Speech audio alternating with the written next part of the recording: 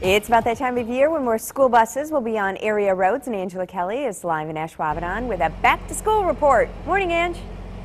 Good morning. Hi, everyone. Well, we're joining you live from Lamers Bus Lines. Of course, that's a very familiar name in our area. They bus so many kids to school every year. I'd like to introduce you to the School Bus Operations Manager, Cindy Lawler. Good morning to you. Morning.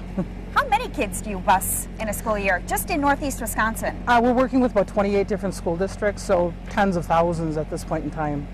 Okay, so I would imagine right now is a very busy time for employees here at Lamers. What is it that you guys are doing? Right now our activities are, well, driver hiring, acquisition, hiring and training, and then routing, getting the routing information together. Years ago, it used to be everything was home to school, school to home transportation. Nowadays, we have a lot of two-income households, so we have a lot more sitter providing, daycares, things like that. It requires a lot of customization for each student, so we have a lot more interaction with the parents and getting all that information planned and put together. Okay. Well, you know, speaking of, you know, I know safety is a real important thing for you guys.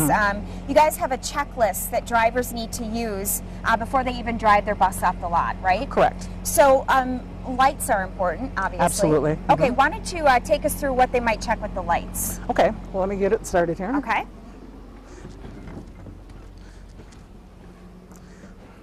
So we're going to start this school bus up.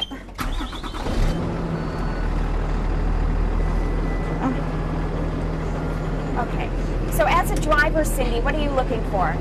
Well, first of all, you want to make sure that all the lights are functioning, and they have certain regulations in the state of Wisconsin, like our flashing red warning lights up at the top. They have to be flashing in an alternating pattern. If they're not, then the system has got a defect in it. We've got the hazard lights, of course. They have to be functional, they have to be visible, and they have to be flashing, of course, and they have to have a certain level of intensity. When they do the state inspection, those are all things that are checked. Are the bulbs bright enough? You know, of course, your headlights are going to be a concern. You want to make sure that your headlights are working on low beam, and then the drivers will check the high beam during the course of the inspection.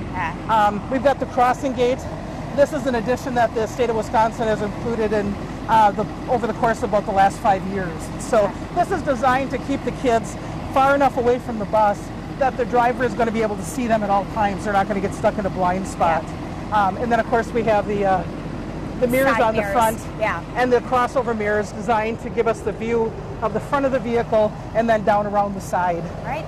Well, Cindy's going to be with us all morning. Coming up in our next hour, we are going to be giving some tips for the actual riders themselves. So parents, if you have kids who will be riding the school bus this year, especially for the first time, you want to make sure you tune in for that segment. So back to you. All right, thanks, Ange.